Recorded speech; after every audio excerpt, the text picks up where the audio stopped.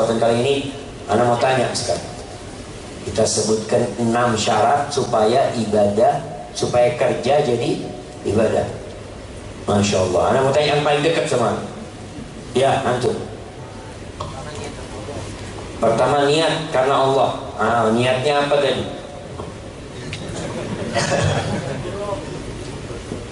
Niat secara bahasa Arab gitu Ustaz. Ya, secara bahasa Arab. Bukan, niatnya untuk apa tadi? Yang kita bicarakan. Ketika kerja niatnya untuk akhirat Ustaz. Oh, berarti ya diri sendiri, keluarga, untuk menghidupi keluarga. Ya, bukan keluarga. Iya. Cuma keluarga, Diri sendiri. diri sendiri. Syoktai. Yang kedua, jangan niat untuk dunia atau ria gitu Ustaz.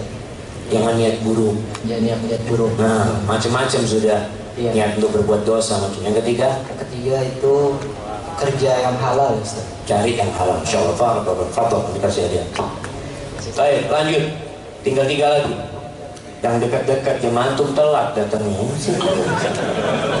Nah, fadhil. Tidak boleh kerja lupa sama Allah. Jangan sampai lupa sama Allah dalam urusan kerja dunia. Kemudian Berharap pahala dari Allah ketika bekerja. memberikan nafkah dan ketika bekerja. Baik, yang ke-6, Berusaha menyempurnakan kerjanya. barakallahu fikum, hayyakumullah ya. Baik. Ya, kita sudah tahu, tinggal bagaimana mengaplikasikannya dalam kehidupan ini. Jangan sampai antum berangkat jam 6 dari rumah, pulang sore, ternyata tidak dinilai ibadah gara-gara syarat-syaratnya tidak lengkap. Barakallahu fikum. Dan kita masuk ke sesi tanya jawab. Anda lihat sudah banyak pertanyaan di sini. Anda baca.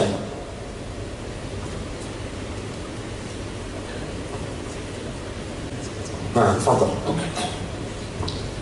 Assalamualaikum Ustaz. Semoga Ustaz dan kita semua dalam keadaan sehat.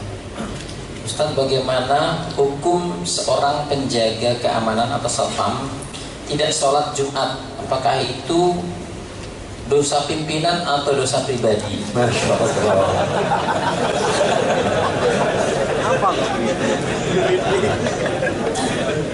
Nah, jadi jemaah, kalau kondisi memang benar-benar harus dijaga dan harus ada yang menjaga. Kalau tidak dijaga akan terjadi sesuatu yang tidak diinginkan. Maka boleh ketika itu dia tidak sholat Jumat, tapi bergantian dengan temannya. Jangan terus tidak sholat Jumat. Maka tetap harus berusaha untuk tidak selalu meninggalkan sholat Jumat. Katakan kepada atasannya, anak jangan terus-terusan, gantian. Karena kesian anak kadang-kala bukan hanya pekerja aja, yang kerja di airport itu kadang-kala mereka meninggalkan sholat Jumat. Kalau antum terpaksa boleh, kadang-kala nggak terpaksa, cuma duduk-duduk doang. Allah mengatakan fattaqullaha mastata'tum, bertakwalah kepada Allah semampu kalian. Dan berkaitan dengan Jumat, kalau dipanggil untuk sholat Jumat, tinggalkan semuanya. Tapi kalau memang tadi, kalau anak tinggalkan akan terjadi perampokan, pencurian, kekacauan terjadi, maka tatkala itu antum boleh menjaga. Tapi dalam penjagaan itu antum terus mengingat Allah Azza wa Jalla. Antum lihat kadang-kala di Mekah itu imamnya sholat, ada polisi yang jaga, dijagai, karena pernah terjadi sesuatu yang tidak diinginkan. Maka pada waktu itu jadi uzur dia untuk tidak sholat Jumat. Tapi ingat, tidak selalu. Dan usahakan kalau ada yang non muslim, ada yang kafir, ya biarlah dia yang jaga. Untuk gantian sama dia. Antum katakan, ana ganti antum, gaji ana hari itu buat antum, full ana kasih antum semua.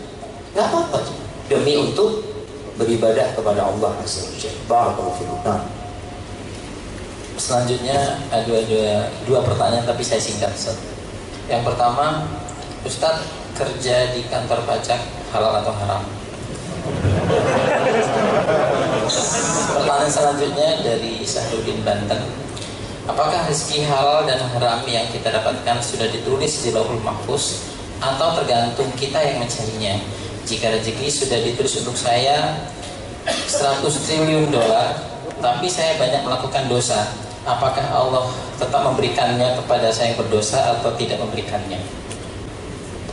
Barakallahu fikum. Nah, kalau berkaitan dengan kerja di kantor pajak, kayaknya itu Ustaz Irwandi yang bisa jawab. Jadi memang ana berharap negeri kita bisa memiliki pendapatan yang lebih berkah daripada menarik pajak tersebut. Sedih ketika melihat ya supir Mikrolet makan di warung, dia harus bayar pajak, padahal penghasilan dia sangat sedikit sekali. Dan sebuah negara boleh ngambil pajak dari rakyatnya dalam kondisi darurat ketika memang negara itu tidak memiliki sumber pendapatan. Ketika di satu kondisi, ya kalau Anda lihat pada waktu umat Islam mau menghadapi Tatar di Ain Jalut, itu Sultan Qutuz pada waktu itu bermusyawarah sama ulama, gimana kita nggak punya duit, boleh nggak kita ambil uang dari rakyat? Dikatakan oleh ulama pada waktu Al-Aizz bin Abdus Salam, boleh dengan catatan semua yang ada di perbendaharaan kerajaan itu dikeluarkan semua, dan nggak cukup baru kau ambil dari rakyat. Dan akhirnya Allah kasih berkah kehidupan seperti itu. Ada pertanyaan yang kedua berkaitan dengan apakah rezeki kita sudah ditulis di Lauhul Mahfuz? Ya, semuanya sudah ditulis, bukan cuma rezeki, hidup dan mati kita pun udah ditulis. Jadi kalau antum mengatakan kalau rezeki anak umpamanya berapa? 100 triliun dolar. 100 triliun dolar. 100 triliun dolar itu sama 2 rakaat sebelum subuh, lebih bagus mana? 2 rakaat sebelum subuh. Antum mungkin, aduh, betapa besarnya 100 triliun, aduh, dengan 2 rakaat sebelum subuh kalah gitu. Kalau rezeki antum 100.000 triliun dolar lagi, udah itu di Lauhul Mahfuz, apakah tetap akan sampai kepada antum walaupun antum melakukan dosa? Yang pertama, antum tidak tahu dengan yang ada di Lauhul Mahfuz, kita nggak tahu. Yang kedua, tugas kita berusaha dan bekerja, memohon kepada Allah Azza wa Jalla. Yang ketiga, tinggalkan dosa, karena dosa itu termasuk penghalang dari rizki. Innal abda la yuhramur rizq bidzambi yusibu. Hamba itu bisa dihalangi dari rizki gara-gara dosa yang dia lakukan. Gara-gara dosa antum kehilangan rizki antum. Kalau antum berpikir rizki itu hanya duit, bukan. Bisa jadi rizki kita itu 2 rakaat sebelum subuh. Bisa jadi rizki kita itu sholat malam. Sebagian ulama mengatakan gara-gara aku berbuat dosa 4 bulan gak bisa sholat malam. Kehilangan rizki yang besar, jamaah. Kata Allah tentang rizki itu, ma indakum yanfad wa ma indallahi baq. Yang ada pada diri kalian itu habis, yang di sisi Allah yang kekal dan abadi. Kalau antum punya duit 100.000 triliun dolar, antum bawa mati. Yang ada orang kepingin antum cepat mati. Ada gimana mati, bagi-bagi fulus. Barakallahu fikum. Selanjutnya, di kantor kami bekerja diizinkan untuk melaksanakan segala rangkaian ibadah wajib dan sunnah, tapi kami dilarang untuk memelihara jenggot. Bagaimana kami mensikapinya, Ustaz? Masya Allah. Mungkin kalau piara jenggot bisa kebakaran. Iya.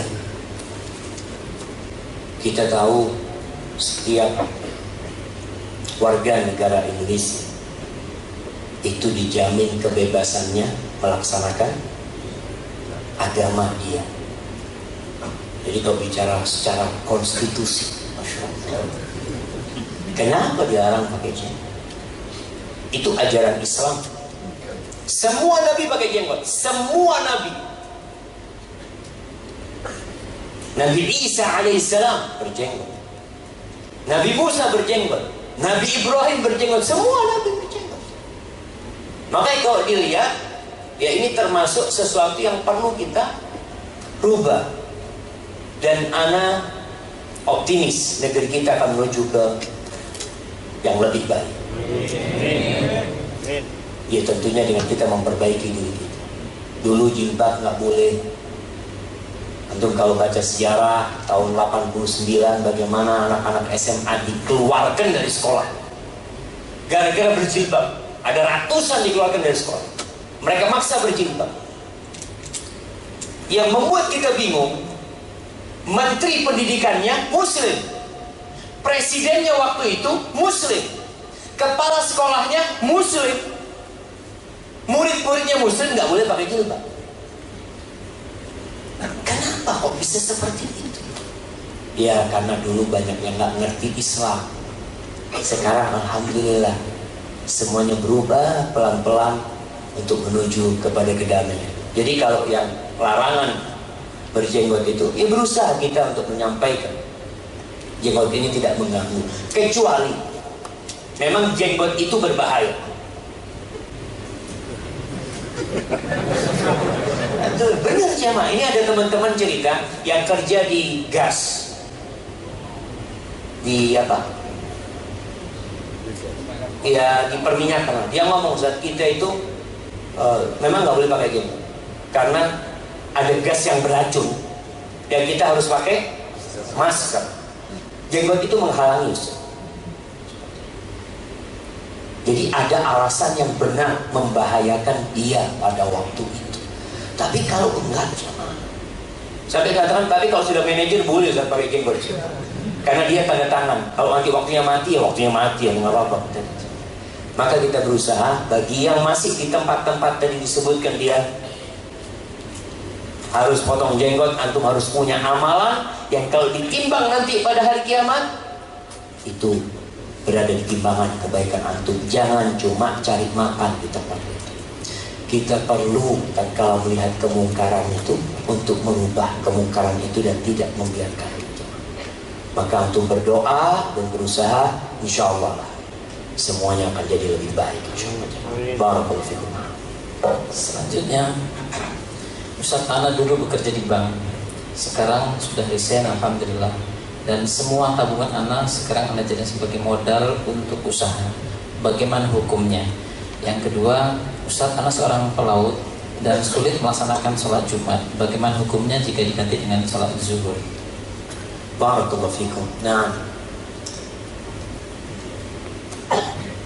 berkaitan dengan yang kerja di bank, tatkala untuk resign dari sana, maka berusaha untuk bersih-bersih diri, berlepas diri dari yang haram. Untuk mulai dari nol, cari kerjaan yang halal. Jangan takut. Para sahabat Nabi ketika hijrah itu mulai dari nol. Rumah tak punya, kendaraan tak punya. Di mana mereka hidup? Tidur di masjid. Maka untuk berusaha untuk bersih-bersih dari hasil yang haram. Yang halal antum jadikan modal, tapi yang haram itu lepaskanlah, antum berikan kepada fakir miskin, kepada siapa. Jadi antum memulai dengan yang baik, dan insya Allah Allah akan bimbing antum. Mungkin akan susah, yang biasa naik mobil bagus, yang biasa dihormatin orang, sampai anak ketemu dengan seorang manajer, masya Allah, dia jualan kue, bantuin istrinya, dan dia katakan sekarang anak Ustaz bahagia sekali dengan yang halal yang Allah berikan kepada kamu. Maka berusahalah antum untuk mulai dari nol, bersih-bersih, yang haram semuanya antum keluarkan, dan antum mulai dengan yang halal. Ada pertanyaan yang kedua tadi berkaitan dengan seorang pelaut. Seorang pelaut kalau dia musafir memang nggak wajib sholat Jumat. Jadi sholat Jumat itu buat orang yang muatin, yang tinggal di tempat tersebut. Kalau antum di kapal laut, di sana antum sebagai musafir, ya selama perjalanan itu antum nggak wajib sholat Jumat, gantikan dengan sholat zuhur. Dan buat para pelaut, buat para pelayar di zaman, maka tolong jaga Allah Azza wa Jalla. Karena kadang-kala di kapal itu banyak yang nggak sholat, banyak yang minum-minum. Kalau merapat biasanya, ya kenapa banyak tempat maksiat itu di dekat pelabuhan? Karena seperti itu, banyak orang-orang yang tidak menjaga Allah Azza wa Jalla. Usahakan ketika antum berada di kapal tersebut, antum jadi lentera buat mereka, menerangi teman-teman yang ada di sana. Barakallahu fikum. Selanjutnya, apa Ustaz, bolehkah menggunakan uang syubhat yang didapatkan dari kantor untuk bayar pajak motor misalnya? Yang kedua, Ustaz, bidang kerja apa atau tempat kerja apa saja yang diharamkan dalam Al-Quran?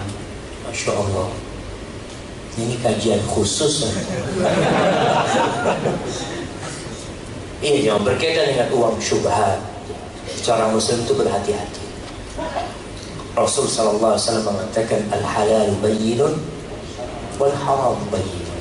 Yang halal itu sudah jelas, yang haram itu sudah jelas. Wa bainahuma umurun mushtabihat. Di antara halal haram ini ada yang syubhat, yang kayaknya boleh tapi dari satu sisi kok kayaknya nggak boleh. Apa tugas kita? Yang syubhat itu tinggal, itu lebih selamat buat kita. Lalu kalau bertanya mana yang halal dan mana yang haram, sejatinya yang haram itu terbatas. Jadi yang haram itu terbatas, yang halal tidak terbatas. Jadi yang haram itu sudah disebutkan. Apa yang haram? Riba, judi, nipu. Nggak banyak jangan. Yang halal banyak. Makanya sebagian orang itu mengatakan cari yang halal aja susah, apalagi yang haram. Cari yang kebalik, cari yang haram susah, apalagi yang halal. Memang dari dulu yang haram itu susah. Dari dulu yang haram susah, yang halal itu mudah. Orang mau mencuri selalu susah, orang mencopet selalu susah, orang mau ngerampok selalu sulit. Tapi orang mau cari yang halal, antum lihat tiap pagi orang naik busway, Masya Allah, rame. Cari apa mereka? Cari yang halal. Ada di dalam satu mencopet, dia cari yang haram, biasanya penuh ketakutan. Maka nasihat anak tadi, kita perlu belajar. Ketika antum mau bekerja, antum tanya, konsultasi kepada guru agama, kepada orang yang ngerti agama. Ustaz, kerjaan anak boleh apa enggak? Karena ada sebagian ustaz yang mungkin kerjaan kamu ini ya syubhat, tapi antum banyak sodakoh aja. Gimana banyak sodakoh? Tadi katanya sodakoh dari yang halal. Kalau syubhat di sodakoh kan nggak dapat pahala. Allahu a'lam. Selanjutnya, Ustaz, Anda bekerja di sebuah kantor yang lingkungannya karyawannya suka gibah atau membicarakan orang lain, dan Anda bergabung dengan lingkungan seperti itu hingga Anda resign. Nah, tatkala Anda mencoba untuk cuek, HRD malah memberikan SP untuk Anda. Mohon pencerahannya Ustaz. Barakallahu fiik.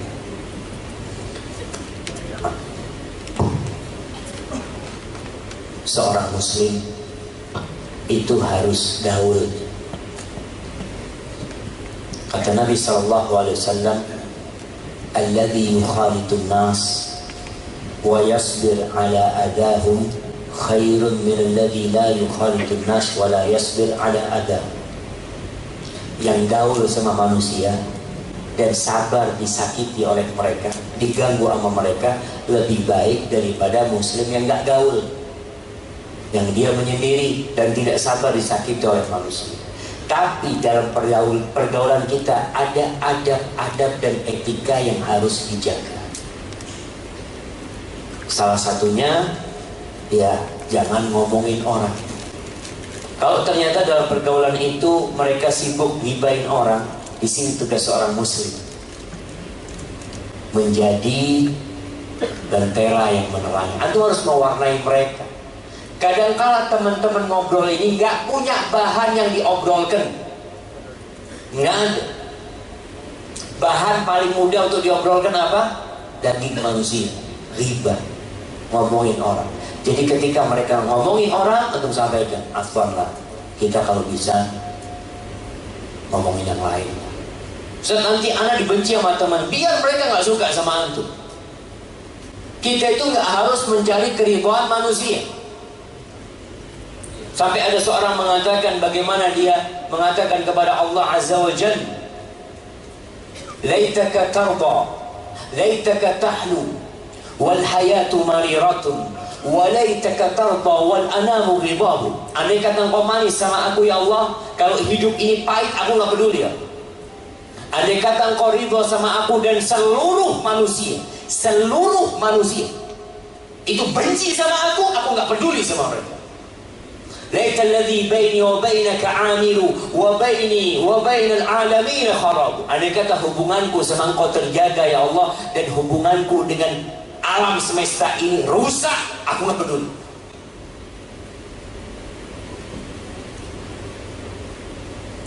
Apa kata orang yang mengatakan, ya Allah, kalau cintamu benar, buat aku mudah urusannya. Semua yang ada di muka bumi ini tanah dan akan balik jadi tanah. Jadi antum sebagai seorang muslim dengan adab dan etika menegur saudara antum. Waktu sholat mereka nggak sholat, mas sudah ada mas. Biasanya kalau ada teman yang suka negur apa katanya, oh jadi ustaz sekarang, masya Allah. Nah mungkin sekarang dia meledek antum. Suatu hari akan ada orang-orang beriman yang menertawakan orang-orang seperti ini.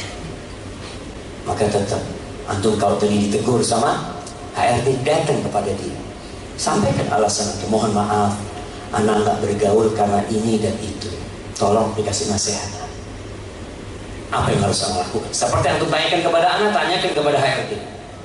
Kalau dia mengatakan HRD, aduh anak nggak paham agama ini, ya gimana kalau kita undang ustaz kajian di tempat kita, supaya memberikan nasihat buat teman-teman yang masih suka ibadah itu. Hadza wallahu a'lam. Terakhir Ustaz,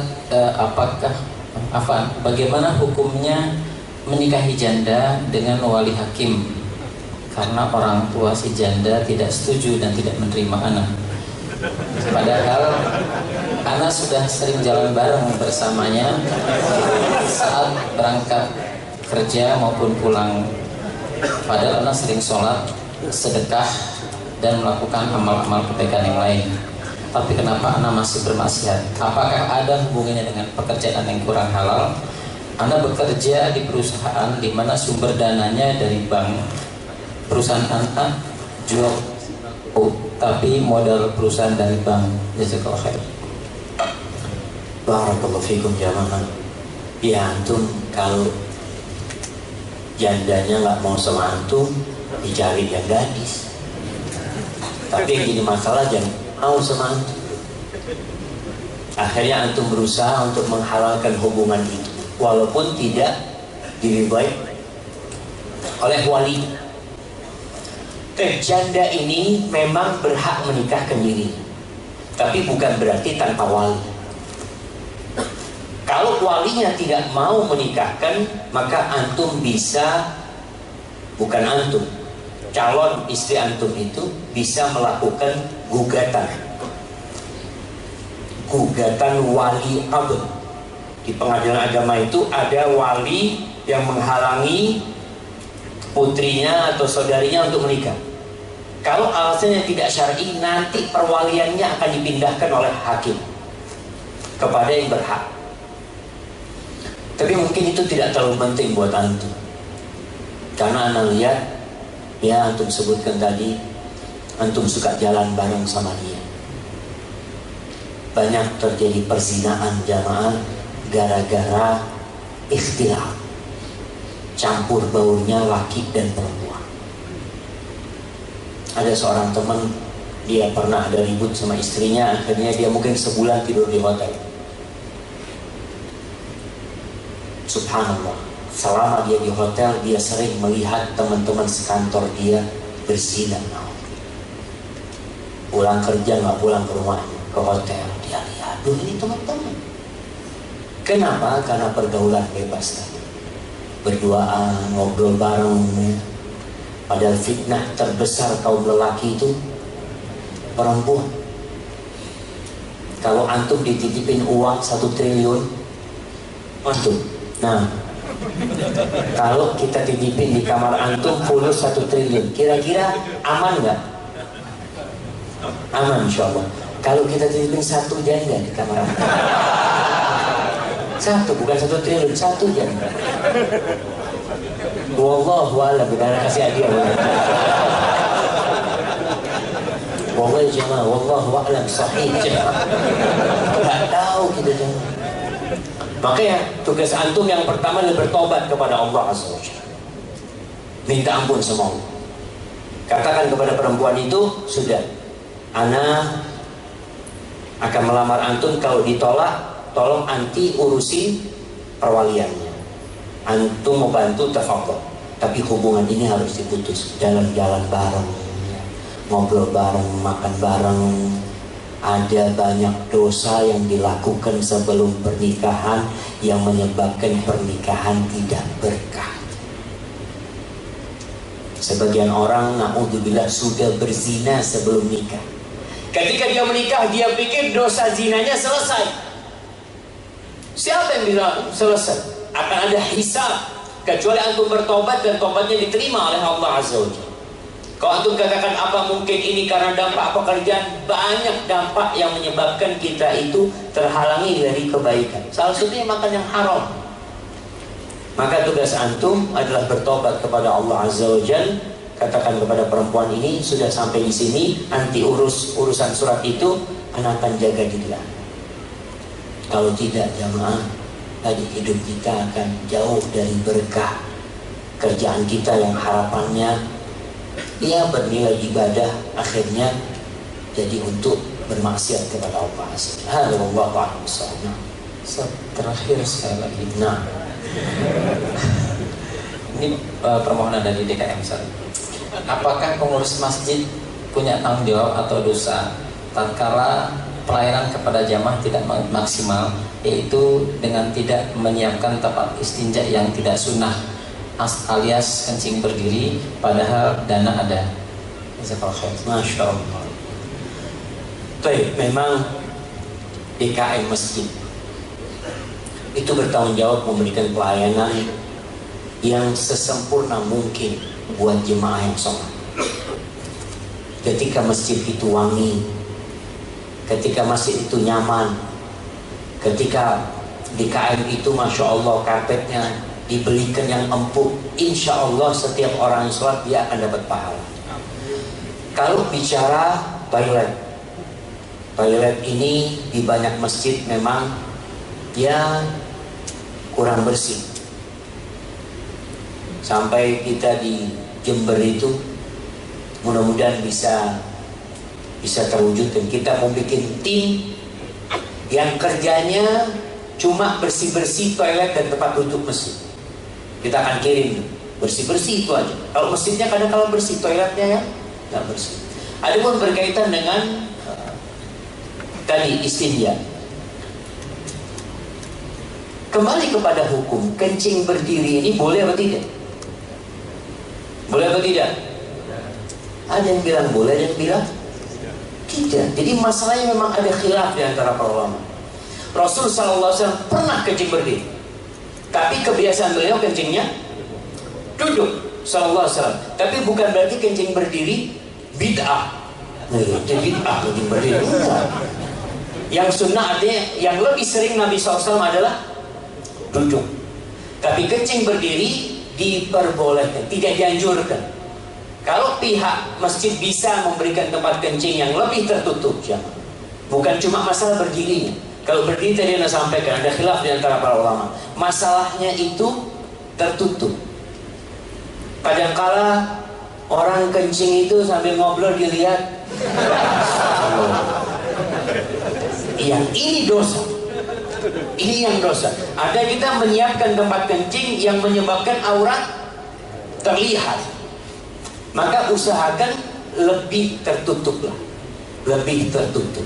Pihak masjid, ya tadi apalagi kalau dananya ada, bisa memberikan kenyamanan kepada jamaah, ya insya Allah itu akan lebih mulia jamaah.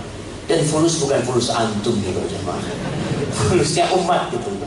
Berikan pelayanan yang terbaik ya di mana-mana lah, di masjid, di bagian toiletnya. Kemudian masjid ini ada satu hal yang buat anak agak bersedih. Kenapa kok nggak ada rak Quran di depan sini? Ya di belakang sana yang baca, yang di sini orang akhirnya mau ke shaf pertama itu. Anak sering masuk ke shaf pertama itu mau ngambil Quran harus ke belakang. Maka usahakan di masjid manapun di depan itu ada rak Quran yang taruh di tembok lah atau gimana, sehingga orang ke shaf pertama. Jadi ketika duduk di shaf pertama depan ada Quran, mau tidak mau ya dia pegang Quran. Karena kadang-kadang di shaf pertama baca Qurannya pakai handphone. Karena jauh tempat Quran, itu termasuk pelayanan kepada jamaah. Kemudian Quran, ada Quran terjemahan. Halo Allahu a'lam bishawab, itu yang bisa anda sampaikan jamaah. Apabila yang anda sampaikan benar, itu dari Allah Azza wa Jalla. Kalau ada yang salah dan kurang berkenan itu dari diri anda pribadi, Allah dan Rasulnya terbebaskan dari kesalahan itu.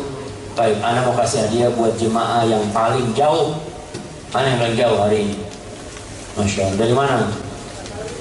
Pekanbaru, jauh banget antum. Tapi udah tinggal di sini. Ya udah tinggal di sini. Nah, dari Pak, ya kalau yang tinggal di sini enggak. Dari Palembang, datang buat kajian. Selama seminggu. Kajian selama sepekan ini. Masya Allah, kasih hadiah aja, Mak. Masya Allah. Tapi antum dari mana? Bekasi, Pak. Bekasi. Dekat sini. Dari mana? Bojonggede. Lebih jauh mana Bekasi sama Bojonggede? Bekasi, Pak. Bekasi. Bogor. Jauhan Bogor. Banten di Banten. Kasih jauh Bogor.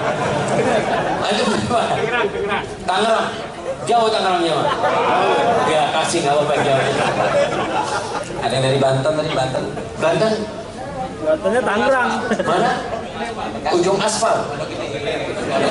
Jauh juga. Pondok Gede enggak? Oh enggak. Nah, yang dari Banten, Ustaz, dari Banten. Mana dari Banten? Oh, Jogja. Jogja, dia dari Jogja jemaah. Bener dari Jogja. Kirim buat dari Jogja jemaah. Masya Allah. Yang dari Banten. Tapi buat jemaah yang paling tua kita kasih. Nah, yang paling tua, yang umur 70. Kayaknya udah pada mati umur 70. Baik, 60. Nah, 70. 80.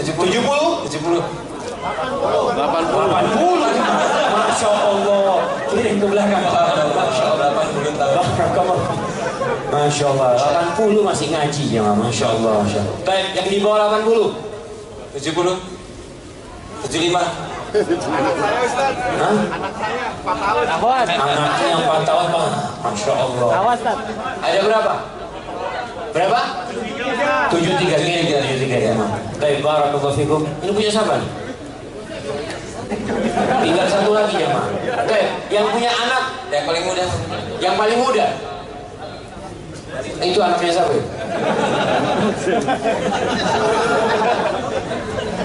Sini ke depan. Sini ke depan. Bukan saya katanya. Sini mau dikasih-kasih sama ustadznya. Masya Allah. Masya Allah. Siapa namanya? Kelas berapa? 3C. Tinggal di mana? Tinggal di Bekasi. Rumahnya di mana?